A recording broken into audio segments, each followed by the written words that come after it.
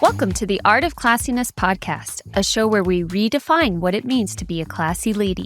And sometimes it's messy. I'm Robin. And I'm Deborah, two friends turned classy ladies who are here to discuss life's ups and downs, navigating the complexities of adulthood, and how the gift of friendship is essential to belonging. Today we've got another Am I the Asshole roundup, giving you full permission to judge these people without consequences. And honestly, this one is a journey. That's right. Today's lineup includes sick in-laws, a matchmaking mama's boy, scorched earth wedding drama, and a marriage rocked by a ghost from the past. Truly, everyone needs therapy. We're here to sort out the reasonable responses from the unhinged ones and declare our verdicts on who handled it with class and who is the asshole. So follow along, give us your feedback, and don't forget to like and subscribe. What's up, classy ladies and gentlemen? Robin, let's check on in. Check in for duty. What's going on? Hello. Hola. Hola. I just had the best weekend. We had some friends visit from LA and San Jose. Oh. They got here on Friday and they left today, Sunday. So it was a quick trip, but we did a lot. We packed a lot in, went skiing, had some delicious dinners, brunches, did some vintage shopping. It was a great time. Yeah, it's just a really fun-filled weekend. Oh, yay. I've been in a good mood consistently, except for at brunch today when they took an hour to get me my food. I was getting a little hangry. You hate to see that. You hate to see that. Yeah. Other than that, tonight is our last curling match, and I'm kind of sad. Oh, already? Yeah, it's a short season, yeah. Wow. But yeah, we're getting the gang together for dinner before the match, and having such a good weekend. How about yourself? You know, I can't say I had a very fun-filled weekend, but it was a productive one, just kind of finally getting stuff done that I've been putting off. I did my taxes, which is great. I know, got right on top of it. Free Tax USA, not sponsored, but people, you do not need to pay these big box companies like $300, which is so stupid. Don't do it. Free Tax USA, free federal tax filing, and $14 state tax filing. It's a no-brainer. Yeah. It walks you through. It's a little bit more work. You got to go line by line, but you know what? Lifesaver. I've done it for the past 2 years, and both years it's come back and they're like, hey, actually, like you can get more money back. What? Yes. What? I know. And you have to understand, these past 2 years, I've consulted, been a 1099 worker in some degree. So I was fully prepared to like fork over more money, even though like obviously I pay quarterly taxes. But I got a big ass return this year, baby. Yay! I know. So Love that for you. I'm telling you, man, Free Tax USA. So got that done, got some other shit done. And now we're back into winter where it belongs. We had a little bit of what I call fool spring. Yes, I think you mentioned this last year too. Last year, yeah. Yep, we got full spring. We have many seasons in our winter spring transition. So literally last week at one point, Max and his friends were riding bikes through the neighborhood like old times, just embracing the weather. And it snowed last night. Of course. So just the pendulum swings and now we're back to it. So yeah, I'm just ready for warmer weather and to just stop being such a hermit. I'm planning things over the next few months, which will hopefully get me back out into the community and back out seeing people. And I'm just like really looking forward to that. So that is the goal. That is what I'm running towards. But for now, I'm still in Hermitville, USA, and that's okay. Which I understand. Yeah, it's just a season, you know? Yeah. A reason and a season. She's got the winter blues. I got the winter blues, baby, but that's okay. Sunshine's right around the corner, you know? Yes. Speaking of sunshine, I got nothing. I was like, how are you going to do that? I was kidding. What is the twist? But you know what could make you feel better, Deborah? What's that? I have something to cure your seasonal depression right now. Okay. Let's do some Am I the Asshole stories and talk shit about other people that we don't know.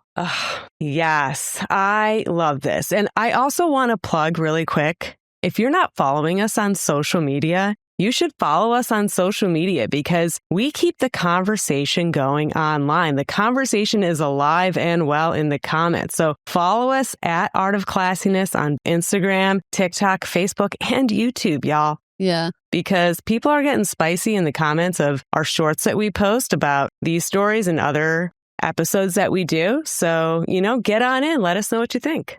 Yeah. Yeah. Actually, it would be lovely to have our actual listeners on there making comments because they're the ones with context. Yeah. Sometimes we get comments from people who do not have context, and it makes us seem like terrible humans. It makes us look like the assholes. Yeah. So if you know that we're not the assholes, get in there. Be our comment warriors. Yeah. Protect us. Protect us, please. All right, Robin, why don't you take it away? Yes, ma'am. Am I the asshole for refusing to go see my husband's sick mom? Okay. I, 30 female, have been married to my husband, 33 male, for 3 years. In these 3 years, I've visited his parents every single time they've needed something. Festivals, birthdays, random checkups. Even when his mom had a minor surgery last year, I took leave from work and stayed there for 5 days helping with meals and meds. Wow. Amazing daughter-in-law.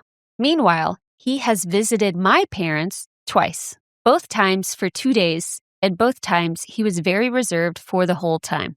When my mom had a bad flu last year and I wanted to go stay with her for a few days, he said, "Can you manage it yourself? I have work." Manage it myself? She's my mother. I went alone.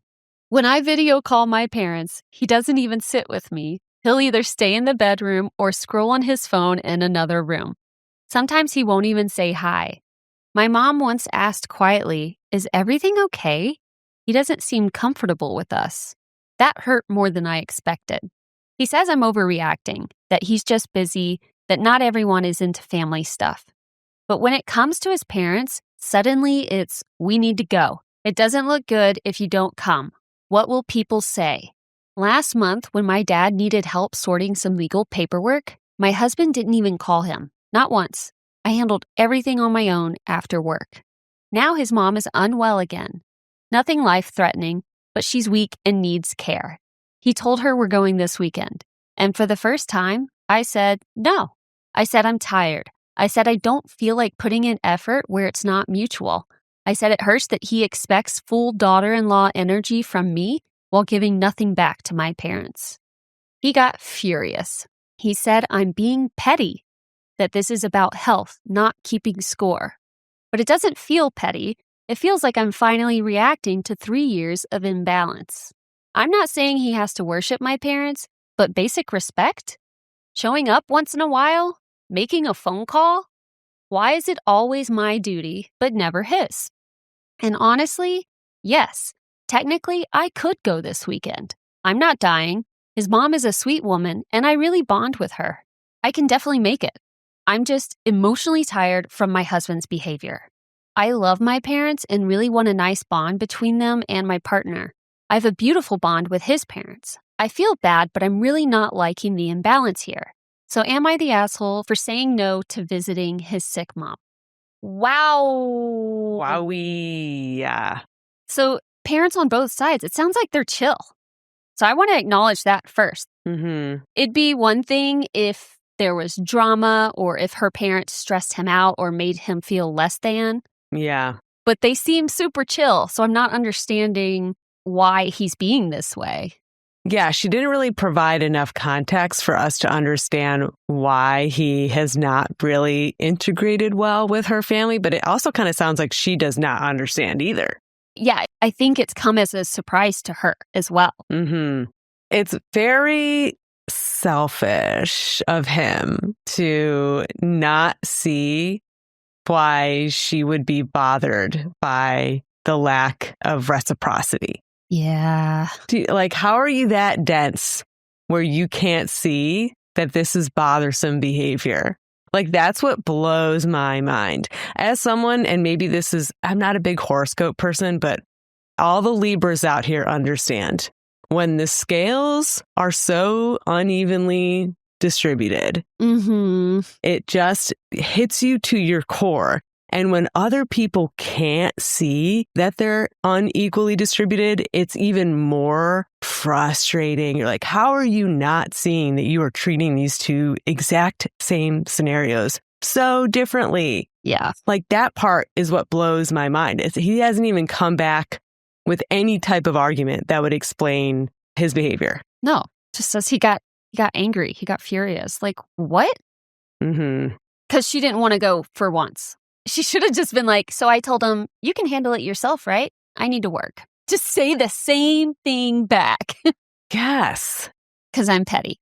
And it's also, unfortunately, is kind of like a preview as to what is he going to do when, God forbid, like one of your parents like passes away. Oh my God. How is he going to treat your grief and show up for you when you are grieving versus what he expects out of you when he is grieving? Yeah. Do you know what I mean? That is so true. That's heavy. What about kids? Yeah. It seems like he's just going to expect her to take the bulk of the responsibility. Like, this is your job. You know what? That's a really powerful insight, because I wonder if he doesn't show up for her parents because he doesn't think that a man is the caretaker. That's what I'm wondering. Yeah. I'm wondering how he was raised. Like, why would he be thinking that, first of all? It sounds like his mom is lovely. Yeah. She says she has a great bond with her. Yeah, this is really tough to decipher, but I feel like it is leaning that way. Yeah. And so maybe he's like, obviously you're going to come and help care for mom because you woman, you care. You caretaker. Yeah. Why would I come help you care for your parents? Because that's not a role that I would even do. I almost think that answers some of the question. And on top of that, I just think that for whatever reason, he has not formed a bond with her family at all. Doesn't seem like he's tried. What else are we supposed to think when this is his reaction to her, like, right, just trying to balance things out? Well, and the hard part is his mom is getting caught in the crossfire here. Yeah. You know? She's not the one trying to pull him away. No. And it does suck because OP has to stand her ground. And as a result, it is kind of putting a wedge in her relationship with his mom, because he's going to go home and be like, she didn't feel like coming. No, she has nothing else going on. Yeah, she could have totally made it work. She doesn't even care that you're sick. She doesn't even care that you're sick. And like, now it's probably going to just have this unnecessary wedge. And I'm sure he's going to guilt trip the hell out of her about this decision. But it's almost like, how else is she supposed to convey? But here is what I have learned when it comes to certain kinds of men. They cannot relate to empathy in the same way that women do. Because the amount of times I tried to paint a scenario in which they could try to see things from my point of view in as much of a way that would place them in a relatable situation for them to try to feel for a moment what it would be like to be in my shoes. For them just to be like, but no, and just immediately revert back to their point of view. It is mind-blowing. So I understand she's trying to make a point by being like, this is how I feel when you do this. But I just think that that is not always how men perceive the world. So this might not be the tactic. It's not going to be as effective as she thinks it is, if that makes sense. Yeah, it does. But I also want to say, I think men also struggle to be curious. His first reaction to her saying, I'm going to stay home this weekend, was to get angry. Instead of asking, oh, what's going on? Is everything okay? Like, are you feeling okay? Why do you feel done? He only cares about his feelings, his needs. He needs her with him so that she'll take care of his mom. He doesn't want to take care of her, but he wants to be there to support, right? That's what I'm thinking anyway. Man, I mean, all that to say, obviously, she's not the asshole, in my opinion. No. And I'm proud of her for finally, standing up for herself. I am too. Something has to give. He's not going to make any changes because it's a pretty sweet deal for him. It's a very sweet deal for him. Now, I will say, I think she has to find another way to convey how she's feeling that doesn't harm a innocent bystander. Because again, the mom hasn't done anything wrong. You know what I mean? And now it's like she was probably looking forward to seeing her daughter-in-law that she has a great relationship with. And, now she's just kind of an unnecessary target in this situation. So I do think she needs to figure out, how can I still maintain my good relationship with his mom, who I have no intention of harming, while trying to find a way to make my husband have a good relationship with my parents, or at least get him to understand why it's important to me that he cares. Right. So that, I think, is something she needs to find a productive way, because unfortunately we can't give him advice because you know what I mean? Like, I don't think he would take it. I don't know if he would take it. Reading some of the comments. Oh, yes, please. Someone said, just wait till it's you that gets sick. Oh my gosh. Yeah. Is he the kind of guy that would leave her if she got diagnosed with cancer?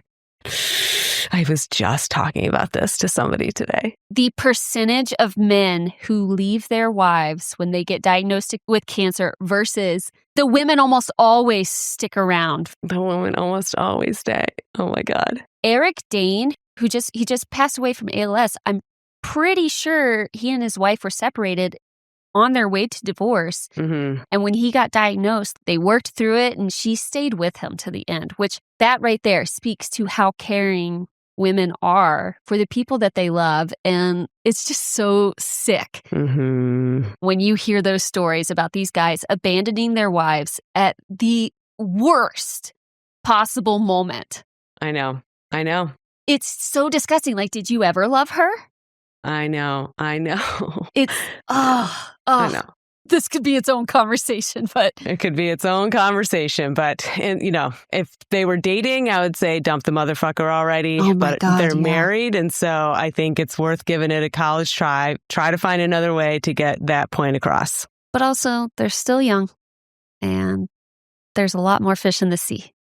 There's a lot more fish in the sea. So, not the asshole. Not the asshole, honey.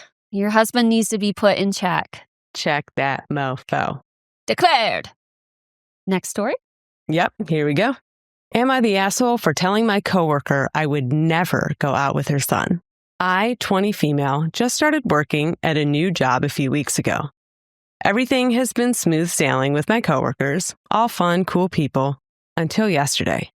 For a little context before I get into it, my assistant manager, Sherry, 45 female, has a son, Travis, 19 male. When I first started working and met her, the topic of relationships came up, and she asked if I was single. I told her yes. I got out of a long-term relationship this past July, and I'm thinking about jumping into the dating pool. She told me her son was around my age and that we would probably like each other, and asked if I'd be interested. I told her, let me think about it, and I'd get back to her. Already I'm shaking my head. That was about 6 weeks ago. A couple weeks ago, I decided that going on a couple dates or outings with new people couldn't be too bad of an idea. So I told Sherry to let Travis know I was interested if he wanted to meet for coffee or something to test the waters, but that I probably wouldn't be free until just after the new year because I'm busy with work and personal/family stuff. She said that sounded fine. And then yesterday happened. Uh-oh. Sherry was talking in the back room with two of my other coworkers, who are also moms, about their kids. At some point, they were making jokes about spoiling their kids, and Sherry said, Travis doesn't even make himself a sandwich. Just goes in the kitchen and sits there and pouts because he knows mama will come in and do it for him. I rarely use this term, but I absolutely felt icked out by that. I asked her if she was being serious, and she laughed and said, yeah, he's just a mama's boy. As I was leaving later, I pulled her aside and told her I wasn't interested in going out with her son anymore. Yes, girl. Yeah. After she pressed me about it, several times, I admitted that the sandwich thing turned me off and that I would never go out with a man who seemed so dependent or unwilling to do things for himself. Sherry got upset and told me I'm not a mom and I don't know what I'm talking about and that surely I expect my parents to still do things for me, and stormed off. I'm getting off my break here in a minute, but she hasn't spoken to me all day, and I'm wondering if I'm in the wrong here. Was I the asshole? At 19 years old, you can make a sandwich, and you want to know how I know this? Because at 10 years old, my kids scramble eggs and make pancakes. Okay. Oh, snap. Humble brag. Mm-hmm. Yep. Forget the sandwich part. He just sits at the table and pouts till mama comes in. Like a 19-year-old pouting? Ew. Ew. Ew. That is... Ugh. No wonder she got the ick. Yes. And I'm very proud of her for nope, I deserve more than that. I'm 20 and I know I deserve way fucking more than that. Yeah. And honestly, because I do struggle with the delivery, right? 100%, she should not go on a blind date with someone that she already feels the ick about before even meeting this person. Like, you already know that you will not handle that. Immediately unattractive. However cute he is, it doesn't matter. Immediately unattractive behavior. But should she have been so brutally honest with a kid's mom like that? It says she wouldn't leave her alone. Yeah, she was getting pestered about it. Yeah, if you don't want to know the full truth, then take the first answer you're given. Mm-hmm. She didn't want to because she probably thinks her son is just a perfect little angel. Mm-hmm. And the only woman that would be good enough for him is if they take care of him as well as she does. And no one will ever match that. Mm-hmm. No. So I think maybe a classier way, if I may, yes, of going about this might not be pointing out all the things that don't work about this kid, but maybe highlighting all the things that you are looking for would have maybe been my approach. I may have said, I don't really want to go on this date anymore. I'm looking for someone a little bit more established, a little bit more independent, someone who lives on their own, someone who's paying their own bills. Someone who knows their way around the kitchen. Like, that's what I'm looking for. And just based on the conversation I heard in the kitchen, it doesn't sound like your son is at that point in his life just yet. No. So well said. Maybe in 5 years. Yeah. That's what we would date. But right now, it just doesn't seem like he's ready for the type of mature relationship that I'm looking for. Mm-mm. Yeah, that's good. Okay, there is a little bit of an update to this story. Edit. Thank you to everyone so far who has provided their feedback. I just got home from work a few minutes ago and have been trying to read through all the comments and answer any questions or provide any needed clarification. I completely agree with all of you that said that I shouldn't have agreed in the first place. Yeah, that's definitely part of it. That was absolutely my mistake and was entirely naive about how things would play out. It seemed totally innocent and NBD to me. And I'm very much used to older women in my life trying to set me up with their sons. It's not something I've had to confront in the past 4 years because I was able to say I'm taken. But now I'm single and open to trying to meet new people. It's not as easy to navigate, I guess. I didn't think much of it since I haven't dated anyone since I was 16. Oh, honey. And I still look at these new date situations like I'm still 16. Either way, I'm not mixing work with my personal life like that ever again. I've learned my lesson. I mean, yeah, that's a big one. That's a great lesson to learn at such an early age because I made that mistake a lot. I made that mistake several times. It never ended well. Yeah, don't let those two lanes cross. So, lesson learned, it's okay. And she's got a good head on her shoulders. She does have a good head on her shoulders. I like her. I think she's going to find a good partner. I do too. And take your time. You got so much time. Yeah. So fuck off, Sherry. Yeah, Sherry. Declared. She is not an asshole. She's a badass bee. Not the asshole. Mm-hmm. And single. Hey. Okay, moving on.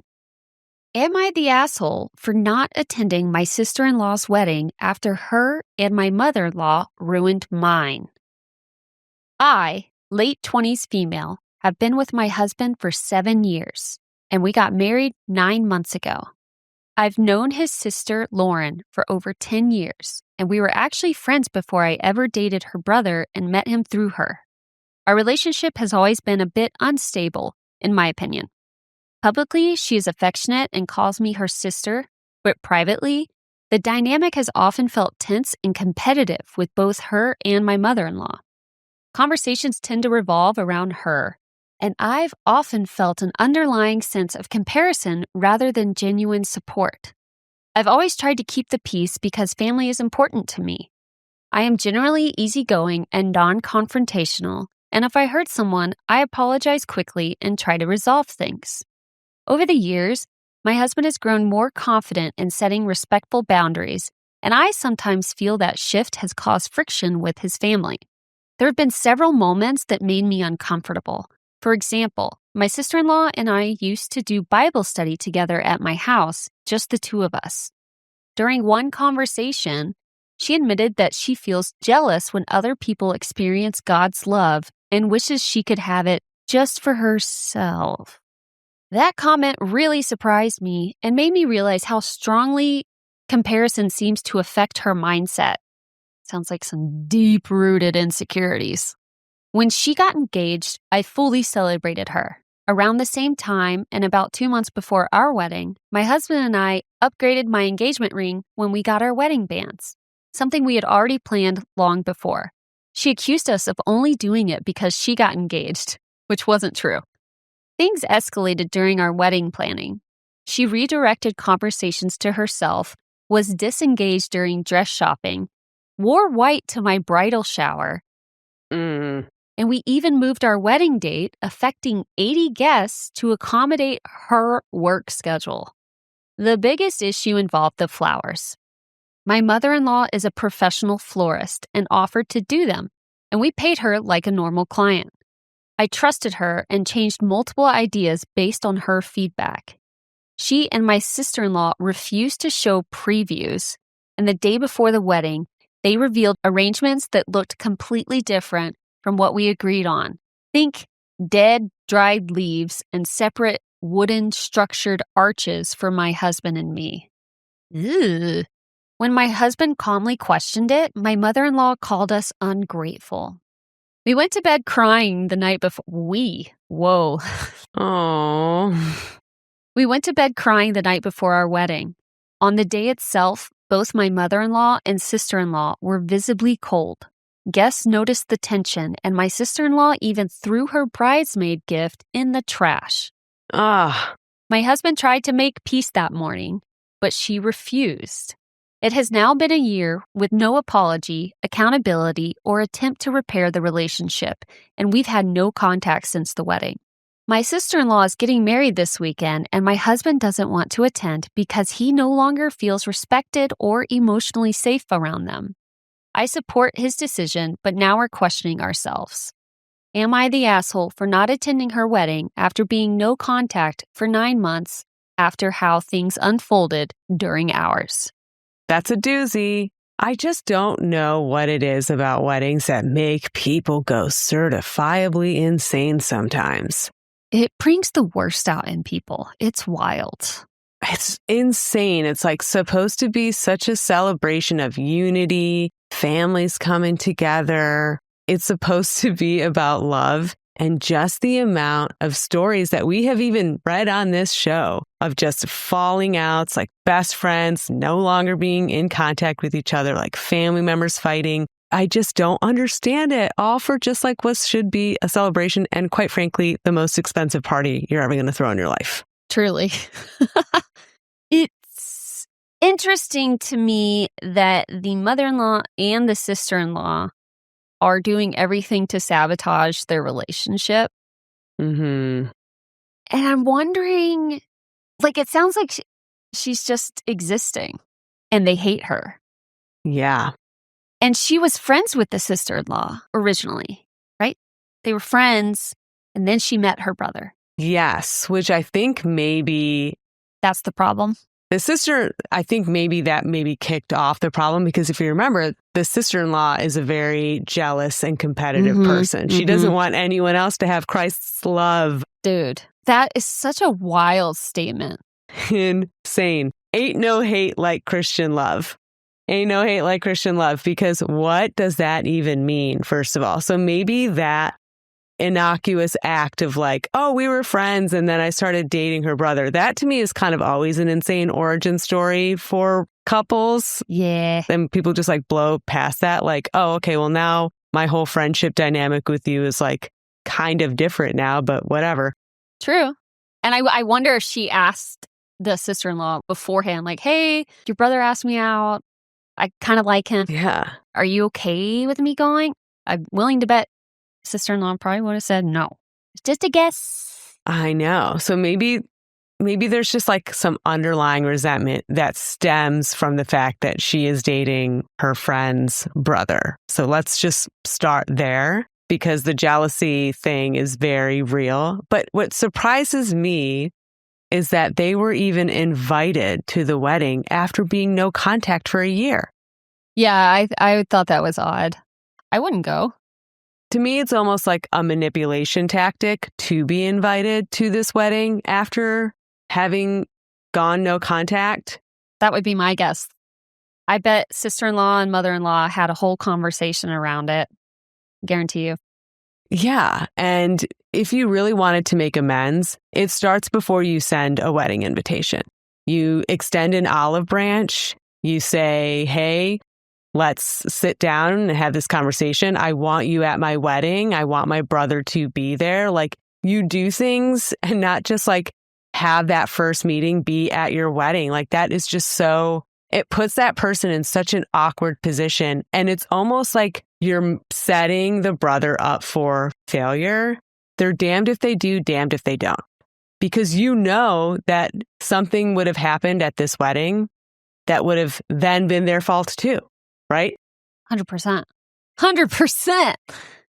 So by not talking to someone that you have gone no contact with and inviting them to the wedding, it is 1000% a manipulation tactic of like, boom, your move, bitch. And that to me is a really dirty thing to do. That is not the way that you extend the olive branch. It's a public display of humiliation, in my opinion, because the bride is not going to be humiliated for her brother not going. The bride is going to be the victim that she wants to be.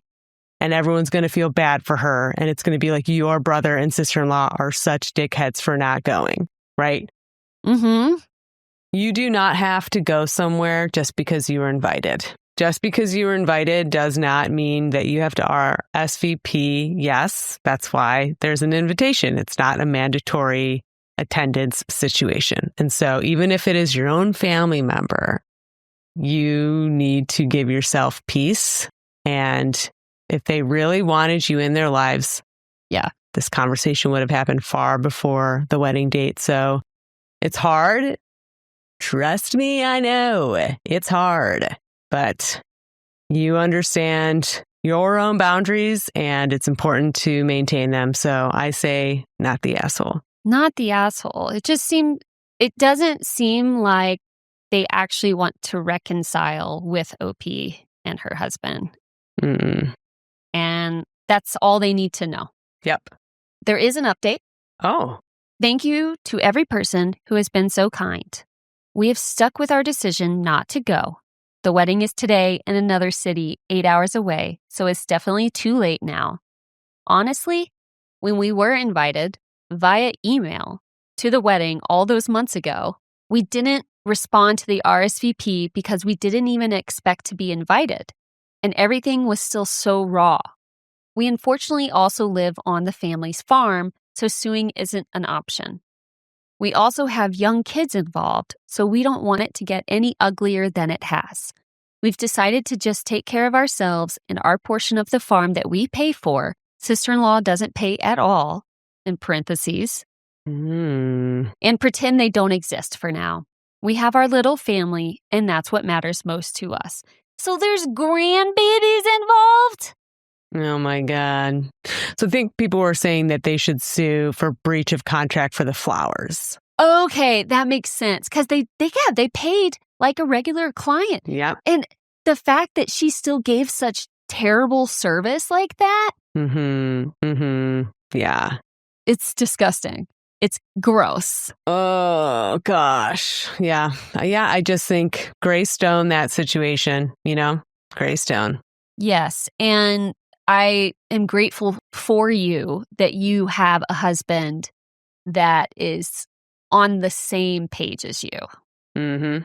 You guys are in agreement on what's happening, how you've been treated, how you know you deserve to be treated. Like, that's so important in a partnership. And I'm proud of them for maintaining that. Like, it can be really difficult for couples not to let family interfere with their own relationship. And then you're fighting about someone else. And it's like, you don't want that. Right. Gotta stay the course. Not the asshole again. Declared. Declared. Love it. Okay, we got one more story. Oh man, this one is juicy. Okay. Am I the asshole for being mad at my husband for saying he would pick his deceased wife over me? Oh man. That's like when you're like mad at your husband for having a dream about another woman, but way worse. Way worse. Yeah, I was like, no, it's not. Not the same. Not the same. Okay. My 34 female husband, 37 male, was married once before me. She was his high school sweetheart.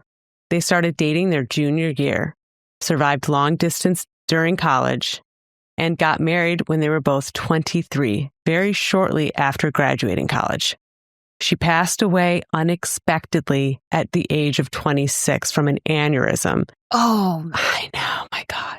And it obviously devastated him, especially because they were extremely young. mm-hmm. They never had children.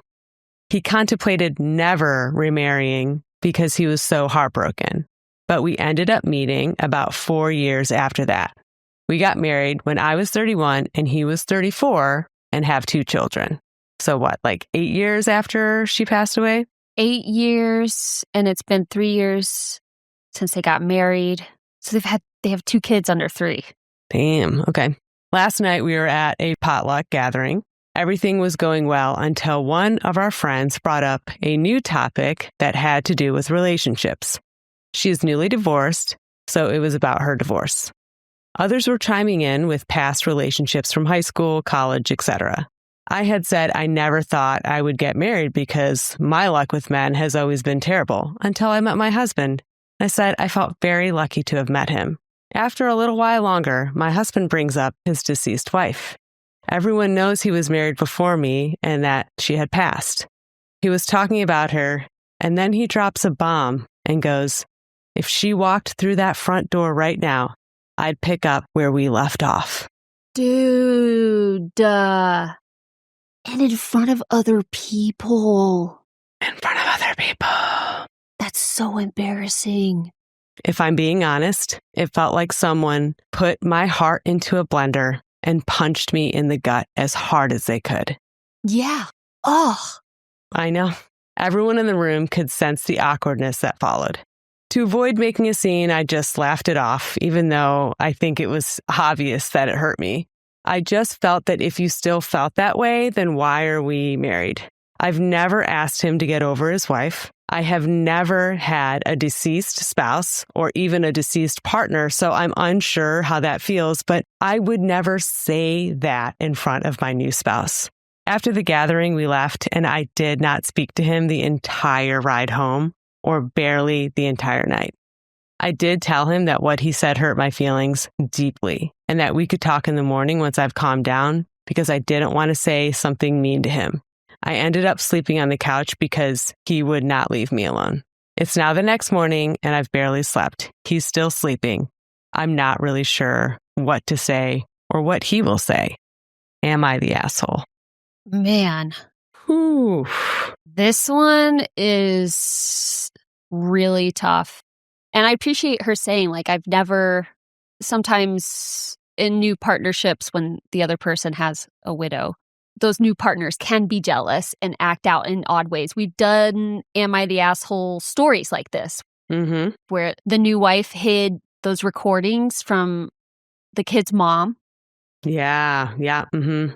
Like thrown it away, hid it in her car or something. It's just sick. Yeah. So the fact that she has this awareness, she's like, I've never asked him to get over her. And I think that is a kindness in itself. Right. And for him to kind of, I don't know, take advantage of her softness, maybe in a way that made him feel okay saying that out loud, I don't know. It gives me the ick. Mm-hmm. But also, I don't care whether you meant it or not. You said it out loud in front of our friends. Everyone heard it. Yeah. Not cool, man. And it's like no one asked him. You know what I mean? It wasn't like, would you rather? You know what I mean? Like it sounded like he kind of offered this information up like voluntarily too. So that is even more hurtful to a degree. It's like he just couldn't stop himself from saying it. Mm-hmm. It feels like unresolved trauma, maybe. Yeah. Either never went to therapy or didn't get enough of it, because it seems like he has these unaddressed emotions still. Yeah. And obviously, like, that's very traumatic. Yeah. Yeah. You know, you have your high school sweetheart, you marry at 23, and you're like, we have the rest of our lives. And to die at 26, at the beginning of your life. Yeah. I mean, I feel for him. I really do. And so that's incredibly traumatic. I can't even imagine. You never stop grieving. You just never stop grieving. I'm sure it's there with him every single day. Yeah. And now he's built a new life, but that old life is still sitting and resting with him all the time. And I'm sure that is something that OP has had to grapple with, right? When she's saying her vows, when she's at the altar, I, as a bride, would probably be feeling, especially during the till death do us part of like, I don't know, like that it would be very challenging. And so she has had to always walk this tightrope of you're still a widow, even though you're remarried. Like you never lose that widow title just because you get remarried. Yeah. The issue is why you got to say that in front of all of our friends like that. Or out loud. Like you can have that thought, keep it to yourself. It's so disrespectful. How is she supposed to trust you now? You can't unring a bell. You cannot unring a bell. How are you ever supposed to know that you are not the love of this person's life? Yeah. And this first wife is just enshrined in perfection forever, right? Right. She died at 26. She died at 26, 3 years into their marriage. They didn't have kids together. So he didn't have the hardship of new motherhood, of postpartums. Yeah. Of changing bodies, of up all night, of sleep depression, of fighting, of turmoil, of, you know what I mean? They were still in their young heyday. So like this first wife is like a perfect shrine of a woman. And no one can ever live up to that. And no one can ever live up to that. And she might have the longevity, but with that longevity comes imperfection and fighting and strife and trying and all these other things. And now you know that your husband is just always kind of looking up to like Mother Teresa over here. And at the end of his life, at his deathbed, he's going to be celebrating the fact that he gets to be with his first wife on the other side, you know? Have you seen that movie, Eternity? Is that what it's called? I haven't seen it, but I want to watch it. I haven't seen it yet either, but that's the fucking storyline. Yes, I know. I just don't even know. I mean, I don't think she is at all the asshole for being mad at this. No. But I just don't even know like how you would I don't know how you get over this. Well, and even if they're able to work through it, it doesn't change the fact that he said that in front of other people. Mm-hmm. And now they all have some insight into your private relationship. Yeah. And I feel so icky for that. You don't do that to your partner. First of all, you don't do it in public in front of other people. Like those kinds of conversations are saved for when you're alone. But yeah, like I would just feel so emotionally unsafe. I would too. I mean, I would really put it in his court to solve this. Like, this is not your emotional burden to bear in terms of trying to figure out how do we move past this? Like, this is his to bear. Yeah. Of like, he's got to figure out, how do I move past this? How do I get to a place where I can make my current wife, who is alive, feel safe and chosen? Yeah. I think they're definitely going to need a neutral party. Yeah. They need counseling. If they're not already in it, they absolutely need counseling. Yeah. He needs his own. I think she probably needs her own at this point, and they need to do one together. And I just don't even understand why he wasn't profusely apologizing immediately. Like, they were quiet in the car on the way home. Catch it. Be like, that came out wrong. Let me rephrase it. You have the opportunity in the moment to fix this. Right. Let me rephrase that. I don't know how it can be better because it still sucks, but he could have at least tried. Yeah. And that's my opinion. Yeah. Okay. So there is an update. It is very long. So incredibly long, we just discovered. Robin and I just read it. We're just going to give you the bullet points. They talked in the morning. He regretted saying it the way that he said it, but acknowledged that he still is grieving and like probably needs counseling to kind of work through those feelings. They've talked about getting counseling together. The friends reached out to her as well and acknowledged that that was fucked up, what he did. Mm-hmm. What am I missing, Robin? His friends also were holding him accountable and saying very kind things about OP. Mm-hmm. Everyone is being supportive Yeah. of her, Mm-hmm. which is awesome, because I think if he, tells his friends who are aware of the situation, like she's saying, I need therapy, we should go to couples therapy, I bet those friends are actively supporting that. Yeah, absolutely. So they're going to work it out. They're trying their best. He's committed to the marriage and the family and committed to individual and couples counseling. So yeah, they have a long road ahead on repairing this relationship. Trust is one of the most important, if not the most important things in a committed relationship is trust. Mm-hmm. And you broke her trust. Mm-hmm. That will take a very long time to build back. Yeah. And you have to consistently show up, consistently show her with your words, with your actions, how you feel, and how you're going to protect her heart moving forward. Yeah. I mean, he low-key admitted an emotional affair with his dead wife. A little bit. So he's got to prioritize his living wife. Yes. So OP, definitely not the asshole. We're so sorry. So sorry that you're having to navigate this with 2 kids to boot, 2 toddlers, 2 little babies. Mm-hmm. That's a lot. That's a lot. Woof. Declared. The gentle declared. All right. Well, let's elevate here with our class act of the week. This is where Robin and I take turns honoring and highlighting a person, place, or even a parasocial relationship that really embodies all things classy. And this week, it's Robin's turn. So Robin, who is your class act of the week? So my class act this week goes to the incredible U.S. women who brought home medals from the 2026 Winter Olympics. Every single one of them showed up with heart, grit, and pure excellence, showing us what true athletic greatness looks like. A special shout out to Alyssa Liu. Her performance was absolutely beautiful, flawless. Like, she deserved that gold for sure. Yes. She won individual gold in women's figure skating. This is the first for an American woman in 24 years. Okay. And helped secure team gold as well.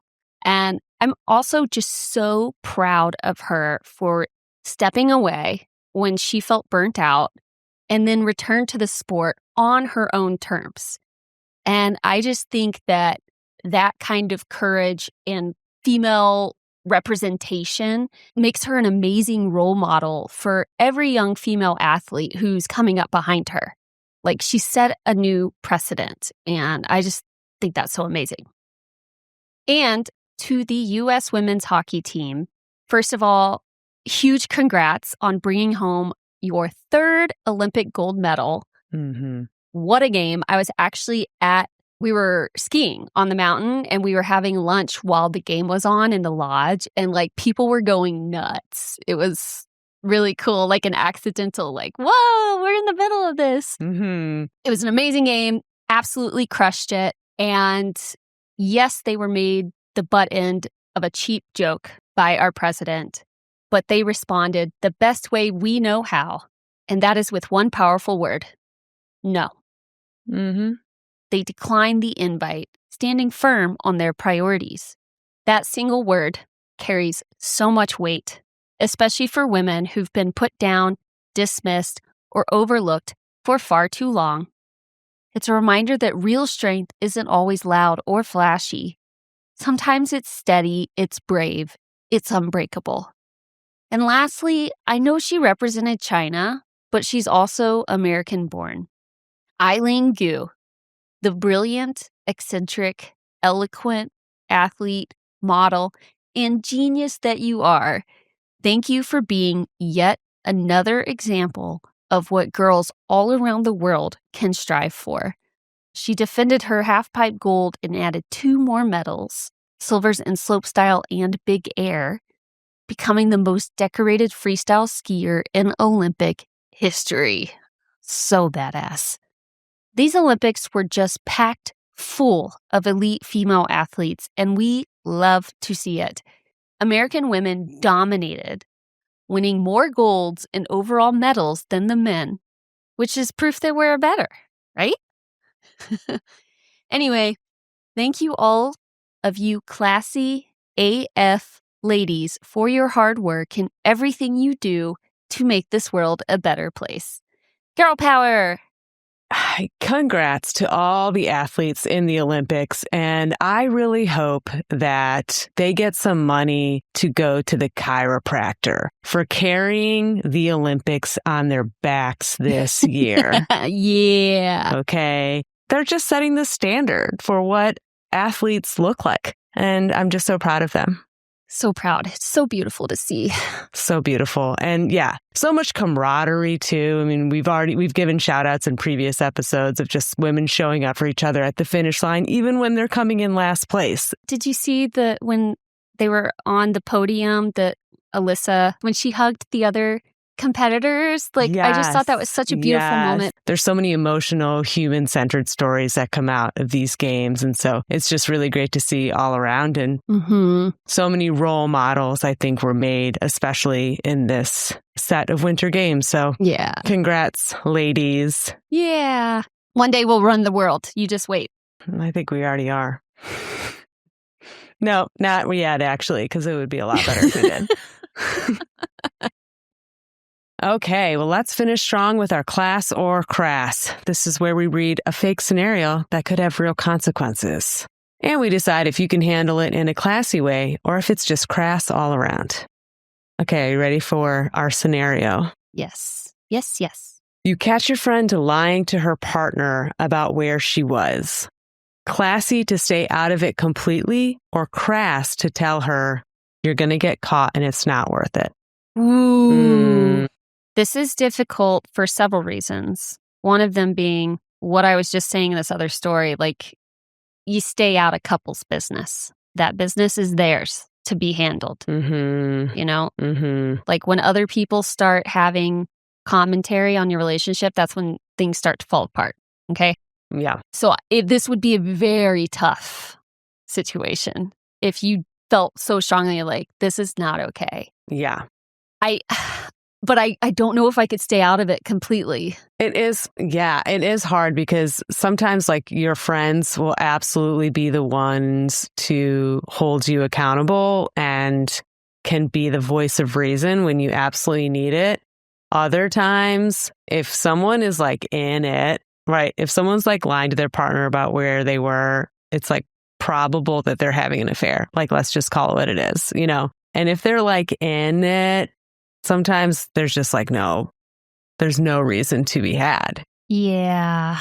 You know what I mean? Like, there's just nothing you can say to that person that is going to generate a, oh my God, you're right response. It's probably going to be like, get out of my business. This is none of your business. A defensive reaction. Yeah.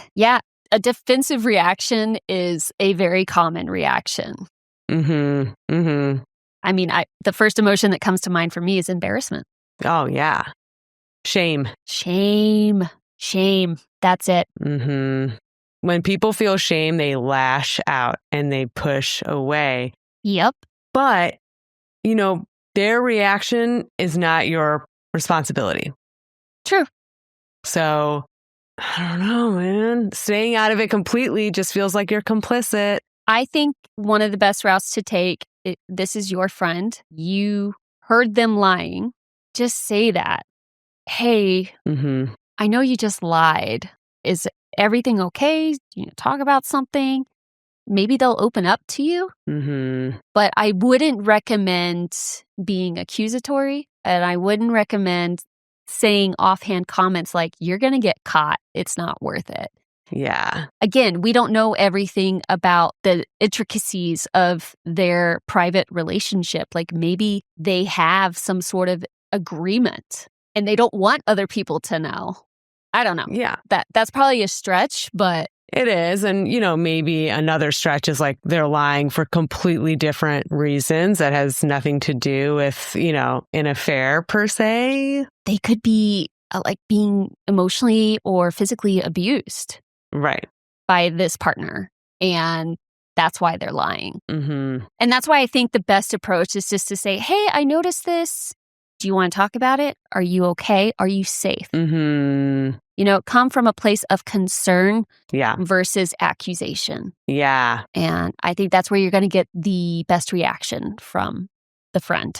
Yeah. Concern and curiosity is going to go so much farther than just like accusing someone and like shaming them, because you're just going to get back that same negative energy. Mm-hmm. But I think like staying out of it completely can be dangerous. That would be too difficult for me personally. Mm-hmm. Mm-hmm. Some people don't have a problem with that. I'm not one of them. Yeah. Yeah. And it's like, it would be really hard to bite your tongue for sure. Yeah. So, yeah, I think I almost say the opposite. I think it's crass to stay out of it completely because you're complicit at that point. Right. And I think the classy thing is to just let them know that you're aware. Yeah. Like, hey, whenever you're ready to talk about this, just know that I'm here. That's a good way to say it too. Yeah. Because it really depends on the friend. Mm-hmm. They could still have an overreaction to you questioning like their safety. Are you okay? Mm-hmm. Yeah, I'm fine. Why would you ask that? Mm-hmm. So yeah, what you just said is another good loose supporting line. Mm-hmm. Yeah, for sure. There you have it. From family obligations gone wrong to overbearing mothers, wedding grudges, and a husband who should have chosen his words more carefully.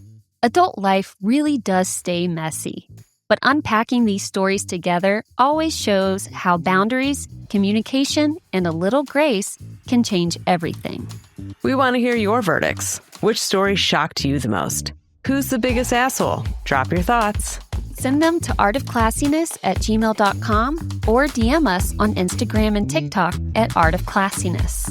Thanks for listening. And remember, classy is a state of mind. So mind your classiness. Bye. Bye.